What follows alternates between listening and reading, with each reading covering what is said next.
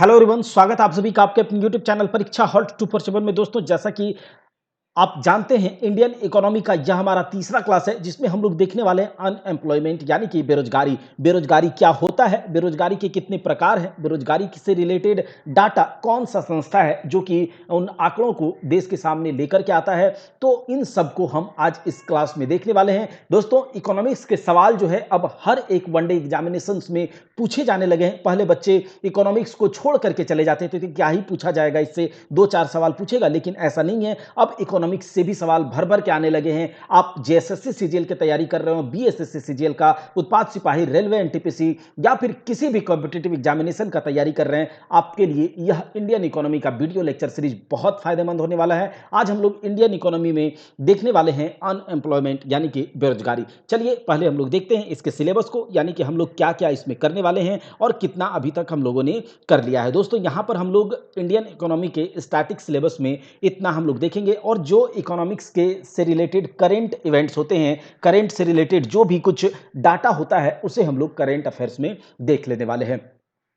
हम लोग इतना देखने वाले अर्ली अर्ली इकोनॉमिक्स, जिसमें कि इकोनॉमिक एक्टिविटीज क्या है, ब्रांचेज ऑफ इकोनॉमी क्या है, क्लासिफिकेशन ऑफ इकोनॉमी क्या है, सेक्टर्स ऑफ इकोनॉमी, इन्फ्लेशन क्या होता है यानी कि महंगाई, मुद्रास्फीति क्या है, यह सब कुछ हम लोगों ने देख लिया है। आज हम लोग देखने वाले हैं अनएम्प्लॉयमेंट, बेरोजगारी। इसके बाद हम लोग देखेंगे poverty, budget and taxation system in India, banking system in India, financial market, demand and supply, economic planning और स्कीम्स इन इंडिया अपडेटेड। जो भी अभी स्कीम्स इंडिया के योजनाएं जो इंडिया से या फिर जो हम लोग झारखंड या फिर बिहार के एग्जाम को देखेंगे तो वहां का स्कीम्स हम लोगों को देख लेना है। दोस्तों, आगे चलिए देखते हैं अनएम्प्लॉयमेंट क्या है। तो दोस्तों, आप लोग तो बेरोजगारी जानते ही हैं क्या होता है। बेरोजगारी की मार तो अभी सबको ही झेल रहा है कि मतलब हमारे पास योग्यता है, हम पढ़े लिखे हैं, लेकिन हमारे योग्यता के अकॉर्डिंग, हमारे पढ़ाई लिखाई के अकॉर्डिंग, हमारे स्किल के अकॉर्डिंग हमें काम नहीं मिल रहा है। हम ऐसे ही बेगारी बैठे हुए हैं, बेगारी घर पर बैठ करके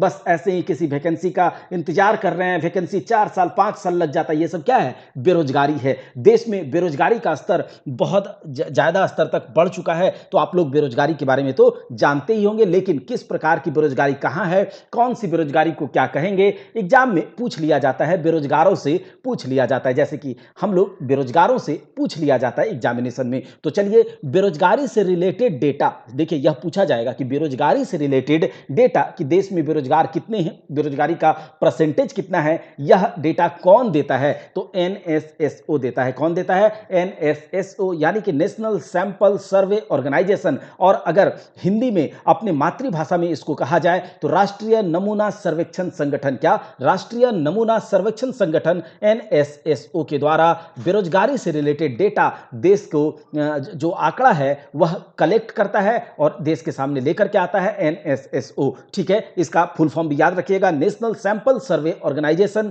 जिसका की स्थापना हुआ था 1950 में। कब हुआ था? 1950 में। अब चलिए देखते हैं एम्प्लॉयमेंट का अनएम्प्लॉयमेंट का टाइप क्या है, बेरोजगारी का प्रकार क्या है, बेरोजगारी का टाइप क्या है, कितने प्रकार की बेरोजगारी होते हैं। बहुत ध्यान से सुनिएगा, बहुत अच्छे से समझिएगा, इससे रिलेटेड क्वेश्चंस आपसे बिल्कुल भी नहीं छूटेगा, यह हमारी गारंटी है। सबसे पहले हम लोग देखेंगे ओपन अनएम्प्लॉयमेंट यानी कि खुली बेरोजगारी। खुली बेरोजगारी क्या है? तो खुली बेरोजगारी एक ऐसा स्थिति है, देखिए यहां पर हमने लिखा भी है। अगर आप इसके पीडीएफ को डाउनलोड करना चाहते हैं तो आपको चैनल के टेलीग्राम चैनल से जुड़ना होगा, और टेलीग्राम चैनल पर आपको पीडीएफ मिल जाएगा। आप वहां से रिवाइज कर लीजिए, यहां से देख लीजिए, आपको पूरा का पूरा इकोनॉमिक्स कवर हो जाएगा। जो भी सब्जेक्ट हम यहां पर कवर करा रहे हैं, आप उसके कंटेंट को, उसकी क्वालिटी को आप जरूर देखते होंगे, और किस प्रकार का क्वालिटी कंटेंट आपको यहां प्रोवाइड कराया जा रहा है यह भी आप जरूर फील करते होंगे। क्योंकि सब अभी जो भी कंपटीशन की तैयारी कर रहे हैं, कॉम्पिटिटिव एग्जाम्स की तैयारी कर रहे हैं, वह अपने आप में विलक्षण है। दोस्तों, चलिए देखते हैं ओपन अनएम्प्लॉयमेंट, खुली बेरोजगारी क्या है। तो खुली बेरोजगारी वह एक ऐसा स्थिति है जैसे कि हम लोग, ठीक है, कि काम करने के लिए तो पूरी तरह से तैयार हैं, और काम की आवश्यकता भी है, योग्यता भी है, ठीक है, लेकिन हमें रोजगार नहीं मिलता है। काम करने के लिए तैयार है, हमारे पास योग्यता भी है, हमारे पास स्किल भी है, हम डाटा C++, जावा, प्रोग्रामिंग सब कुछ जानते हैं, लेकिन उसके अकॉर्डिंग हमें योग्यता, उसके अकॉर्डिंग हमें वर्क नहीं मिल रहा है, उसके अकॉर्डिंग हमें काम नहीं मिल रहा, उसके अकॉर्डिंग हमें सैलरी नहीं मिल रहा है। हमें, हमारे पास, हम पढ़े लिखे हैं, हैं, बहुत अच्छे तरीके से, तगड़े तरीके से पढ़े लिखे हैं, मैथ्स, रीजनिंग, जीके, जीएस एकदम फर्राटादार हर तरह का प्रैक्टिस कर चुके हैं। वैकेंसी ही नहीं आ रही है, वैकेंसी आ भी रही है तो 4 साल 5 साल ले रहा है। हम बैठे हुए बेरोजगार पड़े हुए हैं। तो बताइए यह किस प्रकार की बेरोजगारी है? यह खुली बेरोजगारी है, ओपन अनएम्प्लॉयमेंट है। क्या है? ओपन अनएम्प्लॉयमेंट है। जैसे कि अगर किसी किसानों के पास, किसी किसान गांव समाज की अगर बात करें तो वहां पर हर एक जो किसानी का काम करता है, खेती का काम करता है, उसके पास यह स्किल है कि वह खेती कर सकता है, अच्छे से वह बीज लगा सकता है, उसका देख रेख कर सकता है, उसको फसल लहलवा सकता है। तो यह सब उसके पास है, लेकिन उसके पास भी काम नहीं है, क्योंकि उतना काम आएगा कहां से? खेती कम है, खेतों में काम भी कम पड़ते हैं, कुछ समय के लिए काम मिलता है। तो यह सब एक प्रकार का खुली बेरोजगारी है, ओपन अनएम्प्लॉयमेंट है। ओपन अनएम्प्लॉयमेंट एक ऐसा सिचुएशन है जिसमें जो पर्सन है, जो लोग हैं, काम करने के लिए तो तैयार होते हैं, एजुकेटेड भी होते हैं, लेकिन उसको उसके अनुसार जॉब या फिर काम नहीं मिलता है। वह लाइन में इंटरव्यू में खड़ा रहता है, डेली इंटरव्यू देता है, लेकिन मायूस होकर के लौट आते हैं बेचारे। मायूस होकर के एग्जाम देते हैं, लेकिन एग्जाम का रिजल्ट आते आते क्या होता है? केस, फौजदारी, हाई कोर्ट, सुप्रीम कोर्ट, फलाना ढेमका होकर के वो बेरोजगार का बेरोजगार बैठा रहता है। यही है ओपन अनएम्प्लॉयमेंट। चलिए आगे बात करते हैं। अंडर अनएम्प्लॉयमेंट, अंडर अनएम्प्लॉयमेंट मतलब अल्प बेरोजगारी। कौन सा? अल्प बेरोजगार। अल्प रोजगार भी कह सकते हैं, अल्प रोजगार कह सकते हैं, अंडर अनएम्प्लॉयमेंट। अच्छा, अंडर अनएम्प्लॉयमेंट का मतलब क्या हुआ?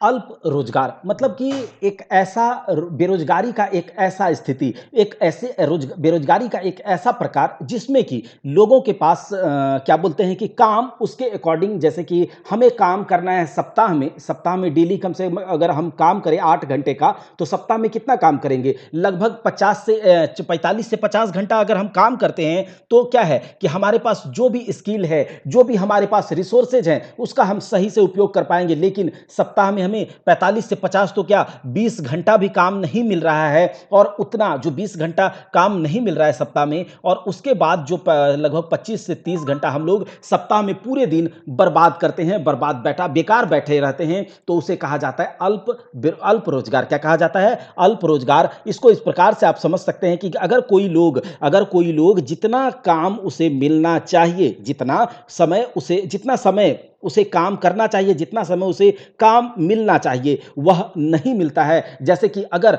बात करें, वह जितना समय उसे मिलना चाहिए नहीं मिलता है, उसे कम समय पर काम मिलता है, कम देर के लिए काम मिलता है, कम समय के लिए काम मिलता है। साल में 365 दिन होता है, और 365 दिन में उसे केवल 50 दिन ही काम मिल पाता है, बाकी दिन वह क्या होता है? बेरोजगार रहता है। साल में 365 दिन होता है, 100 दिन ही उसे काम मिल पाता है, बाकी दिन वह बेरोजगार होता है। वह इस प्रकार की बेरोजगारी क्या कहलाती है? अल्प रोजगार, अल्प बेरोजगार कहलाता है। दोस्तों आपको पता होगा, यहां पर लिखे हैं हम, संसाधनों की सीमित अल्प उपयोग के कारण, ठीक है, यहां ये लिख सकते हैं, संसाधनों की अल्प उपयोग के कारण होने वाली बेरोजगारी को अल्प रोजगार कहा जाता है। क्या कहा जाता है? अल्प रोजगार कहा जाता है। और ऐसा कहता है एनएसएसओ, ठीक है, नेशनल सैंपल सर्वे ऑर्गेनाइजेशन, कहता है कि अगर कोई व्यक्ति सप्ताह में केवल 28 घंटा है उसे काम मिलता है, अगर किसी व्यक्ति को सप्ताह में 28 घंटा ही काम मिलता है, तो वह स्थिति अति अल्प रोजगार की स्थिति बन जाती है। और अगर लोगों को 29 से 42 घंटा के बीच में काम मिलता है, तो वह कहलाता है सीमित अल्प रोजगार। और आप तो जानते हैं 42 घंटा अगर काम मिला तो सप्ताह में 7 दिन काम मिलता है, क्योंकि संडे को तो ऑफ रहता है, छुट्टी रहता है। तो अगर संडे ऑफ है और सप्ताह के 6 दिन जो मंडे से लेकर के सैटरडे तक अगर काम मिलता है, तो वह तो ठीक ठाक काम है, मतलब ठीक क्या, पूरी तरह से वह रोजगार में, मतलब वह एम्प्लॉयड है, ठीक है। लेकिन अगर सप्ताह के 7 दिन को अगर जोड़ा जाए तो 42 घंटा होता है, लेकिन उसे 28 घंटा से भी कम काम मिल रहा है, तो क्या है? वह अल्प रोजगार है। और इस प्रकार का बेरोजगारी, अंडर अनएम्प्लॉयमेंट, आपको ज्यादातर कहां देखने को मिलेगा? तो ज्यादातर आपको गांव में देखने को मिलेगा, जहां पर खेती बाड़ी किया जाता है, खेती बाड़ी जहां पर किया जाता है। तो लोगों को क्या होता है कि साल में एक बार जब काम खेती में फसल लगा दिया, तो जिस समय फसल लगाया जाता है या जिस समय फसल को में खाद डाला जाता है, पानी दिया जाता है, उस समय तो लोग के पास काम होता है। लेकिन जैसे ही फसल कट जाता है, अब जब फसल कट गया, अब उसके पास वहां फसल नहीं लग पा रहा है, तो उस समय वो क्या होता है? बैठा रहता है खाली, और इसी को कहते हैं अंडर अनएम्प्लॉयमेंट। तो यह कह सकते हैं कि बेरोजगारी, इस प्रकार की बेरोजगारी गांव में ज्यादा देखने को मिलती है। अब देखो, प्रच्छन्न बेरोजगारी यानी कि डिसगाइज्ड अनएम्प्लॉयमेंट। Disguised unemployment. अरे भाई, डिसगाइज्ड अनएम्प्लॉयमेंट क्या है, प्रच्छन्न बेरोजगारी क्या है? तो कहता है कि एक ऐसा बेरोजगारी, एक बेरोजगारी का एक ऐसा प्रकार, जैसे कि अगर हमारे पास कोई काम है, मान लिया कि हमें घर में एक कमरा बनवाना है। क्या बनवाना है? एक कमरा बनवाना है हमें, लेकिन उसमें 5 लेबर की जरूरत है, 5 मजदूर की जरूरत है। लेकिन हम क्या कहें, जिस ठेकेदार को दिए हैं वह क्या किया कि 10 लेबर को लेकर के आ गया। ठीक, क्या किया? 10 लेबर को लेकर के आ गया। अब 5 लेबर ही यहां पर काम कर सकता है और वो 10 लेकर के आ गया। तो ये 5 जो लेकर के आया है, ये थेतरवा सबको जो 5 को लेकर के आया है, ये क्या करेगा? इसको ये चुपचाप बैठेगा या फिर इधर उधर अपना मंडेरी टंडेली मारेगा, मड़रई करेगा। और वो पांचों का भी हमें क्या करना होगा? सैलरी इसको देना होगा, सैलरी या फिर वेजेज जो कहते हैं, मजदूरी इसे देना होगा। लेकिन हमारा प्रोडक्टिविटी में यह पांचों जो एक्स्ट्रा लेबर जो हमने उसने अपॉइंट कर दिया था, उसने उसके कारण प्रोडक्टिविटी पर कोई असर पड़ा? हमारे काम पर कोई असर पड़ा? नहीं पड़ा। तो इसे कहते हैं, इस प्रकार का जो बेरोजगारी का अवस्था है, जो कि यह बैठ करके पैसा ले रहा है जिसका जरूरत नहीं था उसमें काम करने में, तो उसे कहा जाता है डिसगाइज्ड अनएम्प्लॉयमेंट, प्रच्छन्न बेरोजगारी। अब यहां पर देखिए, खेत में यह 3 लोग काम कर रहा है। अब 3 लोग ही काम कर सकता है यहां, या फिर 3 लोगों के से काम से हो जाएगा। और यह चौथा मुंडी जो यहां पर खड़ा है, यह क्या है? बेचारा यहां पर लेकर के आया है इसको कि काम करोगे, लेकिन इसको काम यहां काम कर नहीं रहा है ये, ठीक है, चुपचाप बैठा पड़ा है या फिर अपना टंडेली मार रहा है। तो इस प्रकार का जो बेरोजगारी होता है, इसे कहते हैं डिसगाइज्ड अनएम्प्लॉयमेंट। अब यहां पर देखिए, एक बैलगाड़ी है, एक जो हल जिससे क्या जोता जाता है खेत। अब इसमें 2 लोग या 1 लोग किसे काम चल जाएगा, लेकिन यहां पर 5-5 मुंडी खड़ा है। अब ये सब देखिए बेशर्म सबको, ये क्या है, पांचों पकड़ करके इसको खड़ा है। अब इस प्रकार का जो ये 3 लोग को अगर नहीं भी रखता तो यहां काम चलता, लेकिन यह 3 लोगों के कारण एक्स्ट्रा जो यहां वेजेज या फिर जो मजदूरी देना हो रहा है, लेकिन इसके कारण हमारे उत्पादकता पर, प्रोडक्टिविटी पर, हमारे काम पर कोई भी असर नहीं पड़ेगा अगर इन तीनों को यहां से निकाल दिया जाए तो इस प्रकार की बेरोजगारी क्या कहलाती है? डिसगाइज्ड बेरोजगारी कहलाती है। यहां पर देखिए, यहां पर 100 लोग खड़ा हो गया है काम करने के लिए, लेकिन यहां इतने लोगों की जरूरत नहीं थी। अगर यहां पर 50 लोगों की जरूरत, मतलब 20 लोगों की जरूरत है और 50 लोगों को लेकर के आ गए हैं काम करवाने के लिए, तो अगर 30 लोग को यहां से निकाल भी दिया जाए तो उससे हमारे प्रोडक्टिविटी पर कोई असर नहीं पड़ेगा। तो उस प्रकार की बेरोजगारी जो है, बेरोजगारी की अवस्था क्या कहलाती है?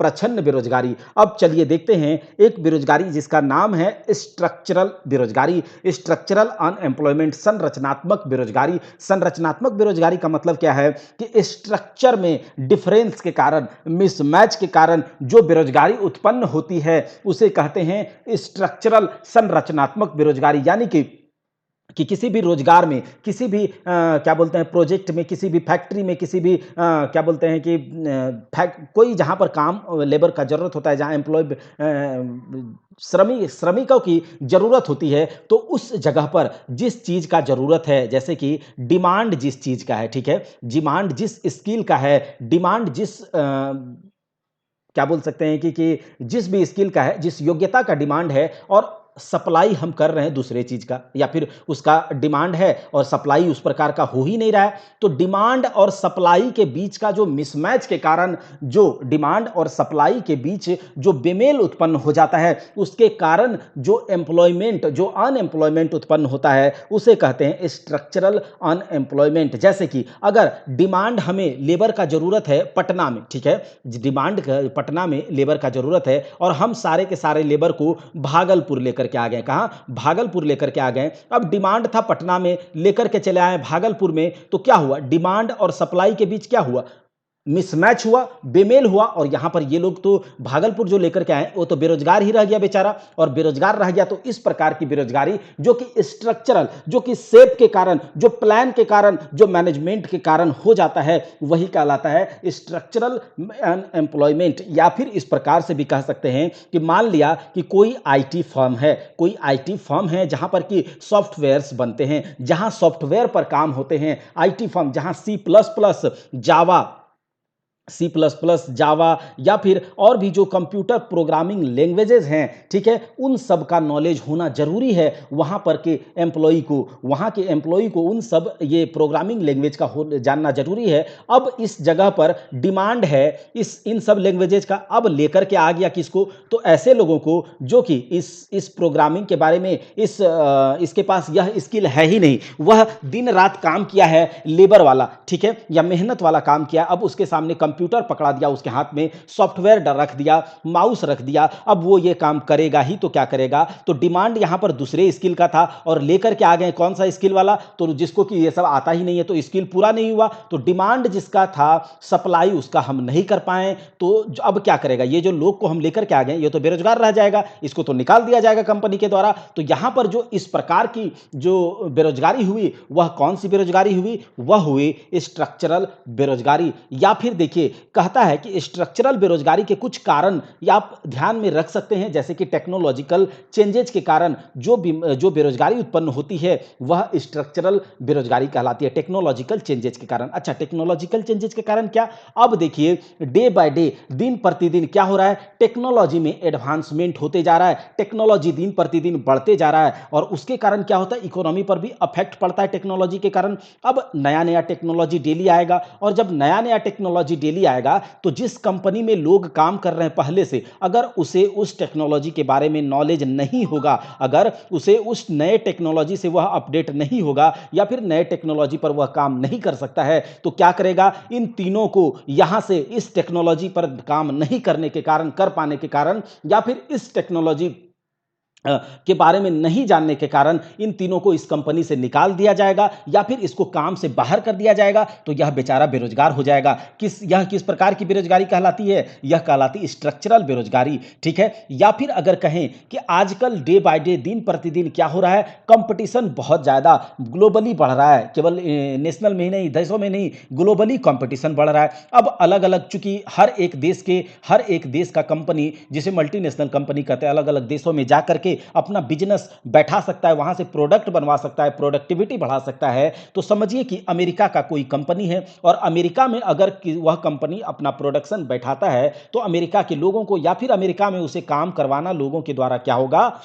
ज्यादा खर्चीला होगा, ज्यादा खर्चीला पड़ेगा। अब वह क्या करेगा? ऐसे देश की तलाश करेगा जहां पर उसे रोजगार, मतलब लेबर भी, जो लोग हैं, ह्यूमन रिसोर्सेज ज्यादा से ज्यादा मिल जाए, और उसे पैसा भी कम देना पड़े, सैलरी भी कम देना पड़े। तो वो क्या करेगा? वहां का कंपनी किसी डेवलपिंग कंट्री में, इंडिया, बांग्लादेश, भारत, इंडिया, बांग्लादेश, पाकिस्तान जैसे देशों पर आएगा, और वहां पर क्या करेगा? अपना कंपनी बैठा देगा, और यहां कम पैसे में उतना ही काम वो करवा लेगा। तो ये चीज यहां आ गया, तो यहां के लोग क्या होंगे? बेरोजगार हो जाएंगे। तो इसी टाइप का जो बेरोजगारी उत्पन्न होता है, उसे कहते हैं स्ट्रक्चरल बेरोजगारी। यहां पर आप देख रहे होंगे कि स्किल की जरूरत है, जॉब वैकेंसी आया किसके लिए? अगर आपको आर्टिफिशियल इंटेलिजेंस रिसर्च का नॉलेज है, आर्टिफिशियल इंटेलिजेंस का नॉलेज है, आपके पास एसक्यूएल इनसाइट का नॉलेज है, आपके पास एरोनॉटिकल का नॉलेज है, सॉफ्टवेयर प्रोग्रामर आप हैं या नहीं, इसका वैकेंसी आया, और हम लेकर के किसको आ गए? तो जो एक लैटिन टीचर है उसे लेकर के आ गए, पेंसिल बनाने वाले को लेकर आ गए,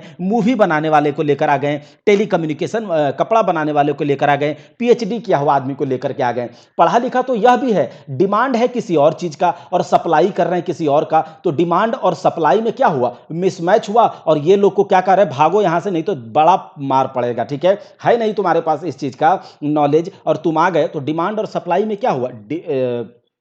मिसमैच हो गया। स्किल गैप के कारण जो क्या बोलते हैं, एम्प्लॉयमेंट, जो अनएम्प्लॉयमेंट उत्पन्न हुआ, उसे कह सकते हैं स्ट्रक्चरल अनएम्प्लॉयमेंट। अब देखिए, यहां पर स्ट्रक्चरल अनएम्प्लॉयमेंट का कुछ काउजेज है, कुछ कारण है, आप देख सकते हैं, जो हमने पहले से बता दिया है। जैसे कि यहां पर देखिए, रोबोट्स रिप्लेसिंग ह्यूमंस। अब देखिए, जैसे जैसे टेक्नोलॉजी एडवांसमेंट हो रहा है, या फिर दिन प्रतिदिन टेक्नोलॉजी में बढ़ोतरी होते जा रहा है, तो पहले के समय में क्या होता था? जो काम 400 आदमी आदमी करता था वही काम आज 5 रोबोट कर दे रहा है। तो अब ये 400 लोगों का जो एम्प्लॉयमेंट, जो 400 लोगों का काम 5 रोबोट के द्वारा किया जा सकता है, करवा लिया जा रहा है, तो ये 400 लोग कहां जाएंगे? जो बेरोजगारी उसके कारण उत्पन्न होगी वही बेरोजगारी कहलाता है स्ट्रक्चरल एम्प्लॉयमेंट। तो आप लोग बिल्कुल समझ गए होंगे कि स्ट्रक्चरल या फिर जो संरचनात्मक बेरोजगारी है वह किस प्रकार की बेरोजगारी है। अगला बेरोजगारी है सीजनल अनएम्प्लॉयमेंट, मौसमी बेरोजगारी। तो कहता है, जैसा नाम से पता चल रहा है कि मौसम के कारण, मौसम एक सीजन में काम मिला, दूसरे सीजन में काम नहीं मिल रहा है, तो इस प्रकार का बेरोजगारी क्या कहलाता है? मौसमी बेरोजगारी। अरे क्या होता है सुनिए, दिवाली का समय आया, दिवाली में क्या होता है? दुकान सज जाते हैं, दिवाली के समय दुकान सज जाते हैं। जिसके पास दुकान नहीं भी है वह भी पटाखा, फायरवर्क्स वगैरह लेकर के, लाइट वाइट लेकर के बैठ जाता है। अब उसे दिवाली के समय में काम मिल गया, ठीक है, दिवाली के समय में काम मिल गया, पैसा भी आ गया, उसे मजदूरी भी मिल गया, जो भी हुआ उसको काम मिल गया। दिवाली खत्म, उसका काम खत्म। तो यह इस प्रकार का जो बेरोजगारी उत्पन्न होता है उसे कहते हैं सीजनल अनएम्प्लॉयमेंट। होली का समय आया, होली का समय आया, अब उसमें क्या होता है? रंग, पिचकारी, कलर, ये सब दाढ़ी वाड़ी लेकर के बैठ गया, उसे काम मिल गया, लेकिन होली खत्म, काम खत्म। तो इस प्रकार की बेरोजगारी क्या है? Seasonal unemployment. ईद आया, ईद के टाइम पर जो भी काम होता होगा वह कपड़ा लत्ता, बाजार, मार्केट सब कुछ सज जाता है। ईद खत्म, रोजगार खत्म। तो ये सब जो इस टाइप का जो बेरोजगारी है जो उत्पन्न होता है, सीजन में काम मिल गया, एक सीजन आया, काम मिला, उसके बाद सीजन खत्म, काम खत्म। तो यह बेरोजगारी जो जिसके अंदर आता है उसे कहते हैं मौसमी बेरोजगारी, सीजनल अनएम्प्लॉयमेंट। ज्यादातर कहा जाए तो ज्यादातर जो सीजनल अनएम्प्लॉयमेंट देखने को मिलता है वह भारत के ग्रामीण क्षेत्रों में पाया जाता है, क्योंकि भारत के ग्रामीण क्षेत्रों में क्या होता है? कृषि किया जाता है, खेती किया जाता है। और खेती क्या है? एक मौसमी व्यवसाय है। खेती क्या है? एक मौसमी व्यवसाय है। अब अलग अलग मौसम में, जैसे कि अलग अलग मौसम में अलग अलग प्रकार की कृषि की जाती है, या फिर किसी किसी मौसम में खेती खाली भी छोड़ दिया जाता है, देखे होंगे। तो अगर किसी मौसम में, बरसात वगैरह के सीजन में बहुत ज़्यादा पानी पड़ रहा है तो कुछ कुछ खेती खाली हो जाती है, या फिर कुछ समय में, मैं खेती के बारे में उतना नहीं जानता, लेकिन खेती के समय क्या होता है? खाली छोड़ दिया जाता है खेतों को। कभी खेतों में लगाया जाता है, अनाज या फसल या सब्जियां लगाई जाती है, लेकिन कभी क्या होता है? खेतों को खाली छोड़ दिया जाता है। अब जब खाली छोड़ेगा तो बेरोजगार क्या हुआ? खत्म हो गया। तो उस प्रकार की बेरोजगारी क्या है? Seasonal unemployment. पूरा मार्केट वगैरह सजा हुआ है। देखिए, अगर कहा जाए सीजनल अनएम्प्लॉयमेंट में यह टूरिस्ट डेस्टिनेशन वाला जो काम है वह सीजनल अनएम्प्लॉयमेंट के अंदर आता है। एग्रीकल्चरल, जो कि अभी हम लोग देखें, एग्रीकल्चरल वर्क जो है सीजनल अनएम्प्लॉयमेंट के अंदर आता है। हॉलीडे जॉब, अगर देखिए जैसे कि ठंडी के दिनों में, गर्मी के दिनों में बहुत ज़्यादा अभी गर्मी पड़ रहा है, जो जिसके पास पैसा होगा, हम लोगों के पास तो पैसा नहीं है, बैठ के यहाँ पर क्या कर रहे हैं? माथा मगजमारी कर रहे हैं। आपके साथ हम कर रहे हैं, मेरे साथ आप कर रहे हैं, आप बुक के साथ कर रहे हैं, बुक आपके साथ कर रहा है, ठीक है, सरकार आपके साथ कर रही है, आप सरकार के साथ कर रहे हैं, सरकार के साथ क्या आप कर ही नहीं रहे। तो इस प्रकार का मगजमारी हम लोग गर्मी में बैठ के कर रहे हैं। अब इतना गर्मी लग रहा है, फैन नहीं चला सकते, फैन चलाएंगे तो आवाज आएगा, तो फैन नहीं चला करके आपको यहाँ पर क्लास ले रहे हैं। ये जो मगजमारी है यह किस लिए कर रहे हैं? तो यह किस इसलिए कर रहे हैं क्योंकि हमारे पास उतना ज़्यादा, बहुत ज़्यादा, अगर हम अंबानी टाइप होते तो आपको क्यों पढ़ाते? सीधा सा बात है। तो यहाँ पर देखिए कि हॉलीडे जॉब्स जो है, मतलब कि अगर गर्मी बहुत ज़्यादा पड़ रहा है तो लोग क्या होंगे? जिसके पास पैसा होगा वो क्या होगा? जो आसामी सब है, जो पैसा होगा जिसके पास, वो जाएगा नैनीताल, शिमला, वो जाएगा ठंडे ठंडे प्रदेशों में। अब जब ये लोग जाएगा तो वहां पर क्या करेगा? ये वहां पर वहां के लोगों को रोजगार दे देगा। कैसे? तो ये लोग जाएगा तो होटल में ठहरेगा, वहां पर सामान खरीदेगा, वहां पर जो लोग, वहां पर टूरिस्ट लोगों के लिए कुछ कुछ अलग अलग चीजें रखते हैं, उसका यूज करेगा, तो उसे जॉब मिल गया, एक तरह से रोजगार मिल गया। अब जब ये गर्मी खत्म, ठंडा वहां भी, तो लोग आ जाएगा, उसका जॉब खत्म। तो इस प्रकार का जॉब जो है, जो मौसम के आने से जॉब आया, मौसम खत्म, उस चीज का जॉब खत्म, तो ये सीजनल जॉब कहलाता है। अब देखिए, एक होता है साइक्लिकल अनएम्प्लॉयमेंट, चक्रीय बेरोजगारी।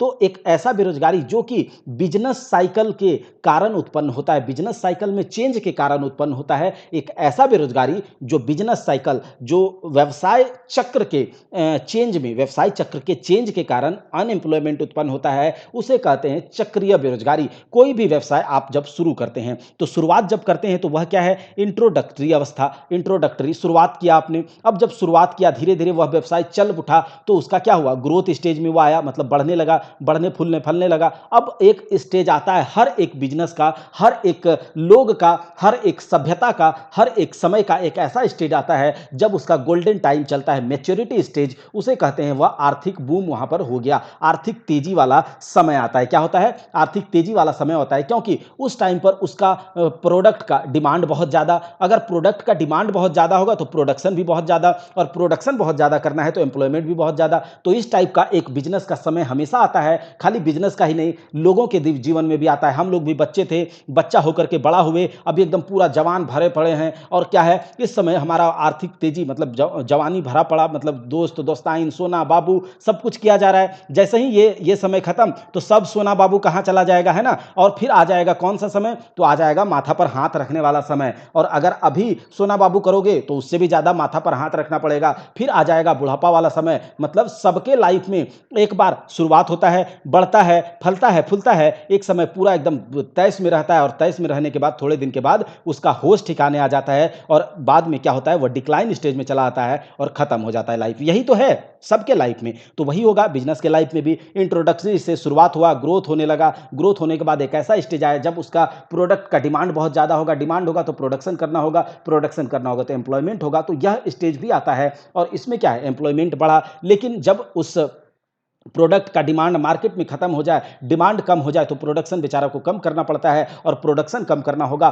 तो उसके कारण एम्प्लॉयमेंट, जो अपने एम्प्लॉय को हटाना होगा, और उसके कारण क्या हुआ, एम्प्लॉयमेंट घटा, अनएम्प्लॉयमेंट बढ़ा। तो यह अनएम्प्लॉयमेंट, बेरोजगारी का जो यह अवस्था है, बिजनेस साइकिल के, जो बिजनेस साइकिल में चेंज के कारण जो बेरोजगारी उत्पन्न होता है, उसे कहते हैं कौन सा, साइक्लिकल अनएम्प्लॉयमेंट। जैसे कि आज से पहले एक समय ऐसा था कि नोकिया का फोन सबके हाथों में होता था, और जब नोकिया का फोन सबके हाथों में होता था, और नोकिया क्या क्या सोचा कि हम कभी तो मार्केट से जाएंगे ही नहीं, हम कभी मार्केट से जाएंगे ही नहीं, और वह मैच्योरिटी स्टेज में था नोकिया, कनेक्टिंग द पीपल, वो सोचता था। लेकिन जब उसका डिमांड देखिए, आज के समय में नोकिया का फोन का डिमांड कम हो गया, क्योंकि वह मार्केट के हिसाब से अपने आप को चेंज नहीं किया, एंड्रॉइड अपने आप में तुरंत नहीं लाया, विंडोज पर स्टक रहा, अपना ऑपरेटिंग सिस्टम पर स्टक रहा। तो वो चीज अलग बात है बिजनेस का, लेकिन उसका क्या हुआ, डिक्लाइन स्टेज में आया, उसका प्रोडक्शन कम हुआ, उसमें जो एम्प्लॉय सब थे उसको निकलना पड़ा होगा नोकिया के, तो उसमें जो उसके उस साइक्लिकल चेंज के कारण जो एम्प्लॉयमेंट अनएम्प्लॉयमेंट आया, उसे कहते हैं चक्रीय बेरोजगारी।